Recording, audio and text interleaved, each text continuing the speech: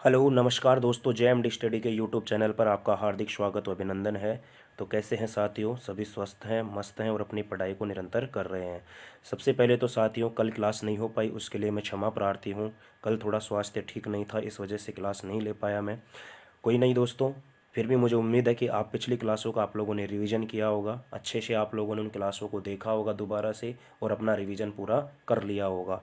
प्यारे साथियों, रख हौसला वो मंजर भी आएगा, प्यासे के पास चलकर समंदर भी आएगा, यूं थक कर ना बैठे मंजिल के मुसाफिर, मंजिल भी मिलेगी और उस मंजिल से मिलने का मज़ा भी आएगा। दोस्तों ध्यान रखना, आपको हिम्मत नहीं हारनी है, हिम्मत नहीं खोनी है, हमेशा अपना जुनून और हौसला बनाए रखना है। दोस्तों कहते हैं ना कि हौसलों के तरकस में कोशिश का वो तीर जिंदा रखना, हार जाओ जिंदगी में सब कुछ मगर फिर से जीतने की उम्मीद जिंदा रखना।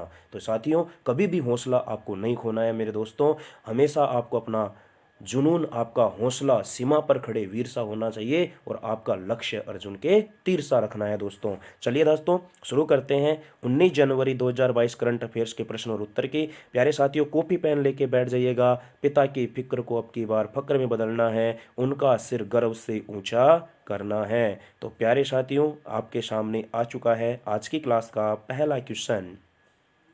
निम्न में से किस राज्य सरकार ने हाल ही में निजी क्षेत्र में स्थानीय निवासियों के लिए 75% नौकरियां आरक्षित करने की घोषणा की है? निजी क्षेत्र का मतलब प्राइवेट सेक्टर के अंदर जो स्थानीय निवासी यानी प्रॉपर जो वहाँ के होते हैं दोस्तों, उन लोगों को। और किसने किया है दोस्तों? वो हरियाणा सरकार ने किया है। किसने किया है? हरियाणा सरकार ने किया है। दोस्तों यहाँ पे ध्यान रखना आप लोगों को, हरियाणा सरकार ने 75% नौकरियां आरक्षित कर दी है निजी क्षेत्र में यानी प्राइवेट सेक्टर में, जो वहाँ के स्थानीय लोग हैं उनके लिए। चलिए दोस्तों बढ़ते हैं नेक्स्ट क्वेश्चन की तरफ। अच्छा, इसका सॉल्यूशन देख लेते हैं, इसमें क्या कहा गया है। हरियाणा सरकार ने हाल ही में निजी क्षेत्र में स्थानीय निवासियों के लिए 75% नौकरी आरक्षित देने की घोषणा की है, जिसके लिए स्थानीय उम्मीदवारों का रोजगार अधिनियम 2020 में पारित किया गया है।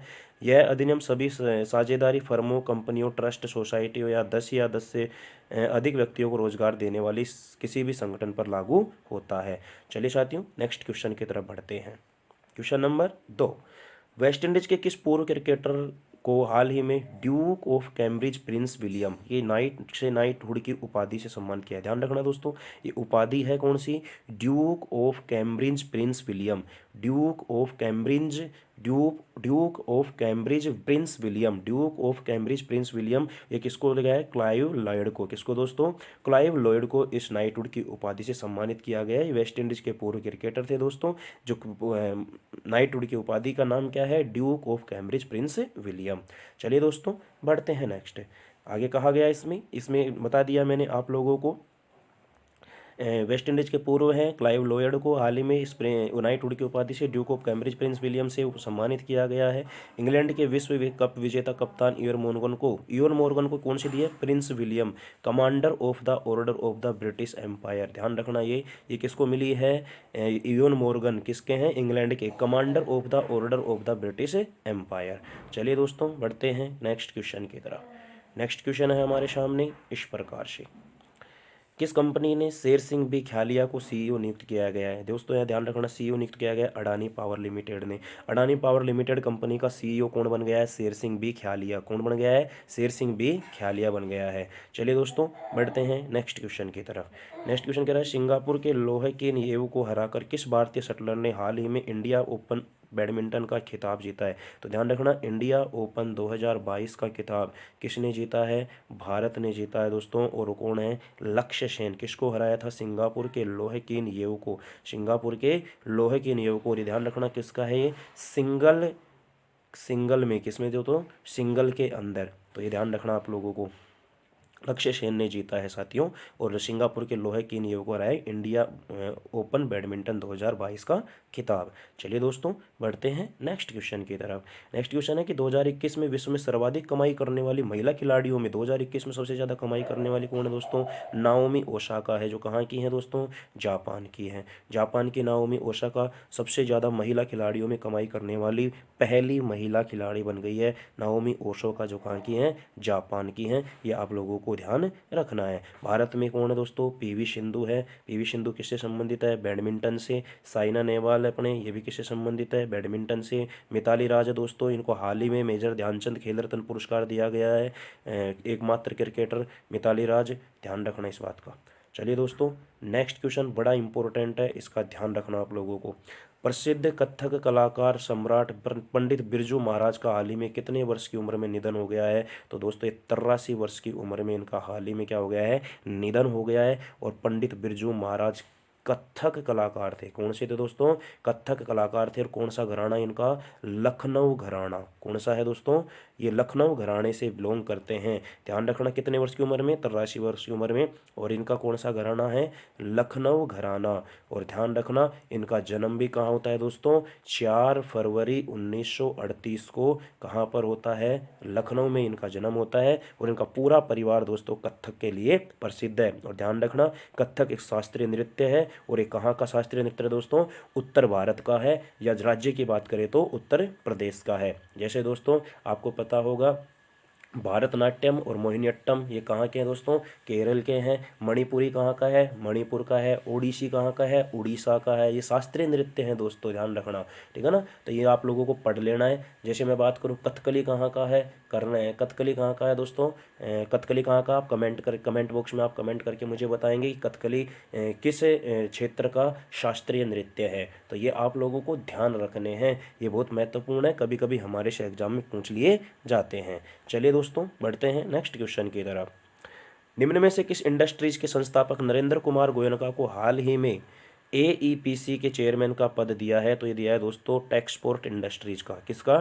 टेक्सपोर्ट इंडस्ट्रीज के संस्थापक कौन है? नरेंद्र कुमार गोयनका को। और कौन सा इसको चेयरमैन? AEPC के चेयरमैन का पदभार संभाला है। इसमें ज़्यादा कुछ ध्यान नहीं रखना, केवल आपको कंपनी इसका नाम याद रखना है। अगला क्वेश्चन बड़ा महत्वपूर्ण है दोस्तों, ध्यान से समझना इस क्वेश्चन को। क्या कह रहा हमसे? चलिएगा, किस मंत्रालय ने हाल ही में पूर्व सैनिकों और उनके आश्रितों की पेंशन संबंधी शिकायतों को हल करने के लिए रक्षा पेंशन शिकायत निवारण पोर्टल, कौन सी पोर्टल है दोस्तों? रक्षा पेंशन शिकायत निवारण पोर्टल। और ये किसने किया है? रक्षा मंत्रालय ने किया है। किसने किया है दोस्तों? रक्षा मंत्रालय ने किया है। जो पूर्व सैनिक हैं उनके आश्रितों की पेंशन की शिकायत से संबंधित एक पोर्टल लॉन्च किया है रक्षा मंत्रालय ने, कि रक्षा पेंशन शिकायत निवारण पोर्टल। और आपको काम है कि वर्तमान में रक्षा मंत्रालय के मंत्री कौन हैं, ये आप बताओगे मुझे कमेंट बॉक्स में कमेंट करके। चलिए दोस्तों, बढ़ते हैं नेक्स्ट क्वेश्चन की तरफ। और नेक्स्ट क्वेश्चन है अपना, हाल ही भारत की किस महिला ने मिसेज वर्ल्ड 2022 प्रतियोगिता में सर्वश्रेष्ठ राष्ट्रीय पोशाक का पुरस्कार जीता है? तो जीता है दोस्तों किसने? नवदीप कौर ने। तो हाल ही में मिसेज वर्ल्ड 2022 प्रतियोगिता में सर्वश्रेष्ठ पोशाक पहनने का पुरस्कार किसने जीता है? नवदीप कौर ने जीता है। चलिए दोस्तों, बढ़ते हैं नेक्स्ट क्वेश्चन की तरफ। नेक्स्ट क्वेश्चन क्या कह रहा है कि कितने वर्षीय साइलिन फोर्ड को हाल ही में मिसेज वर्ल्ड 2022 के विजेता के रूप में ताज पहनाया गया है?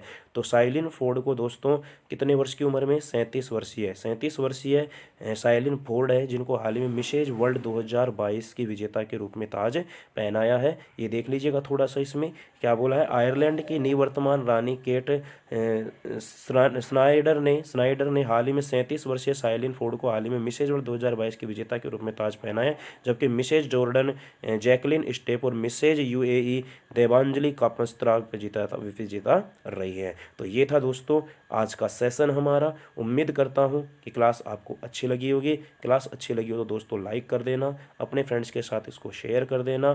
साथियों, कोई भी समस्या हो तो आपको कमेंट बॉक्स में कमेंट कर देना है और आपके अपने चैनल को सब्सक्राइब कर लेना है। और प्यारे दोस्तों, अपना और अपने परिवार का ध्यान रखना, उस पिता के फिक्र को फक्र में बदलना है, जी जान लगा करके मेहनत करनी है दोस्तों।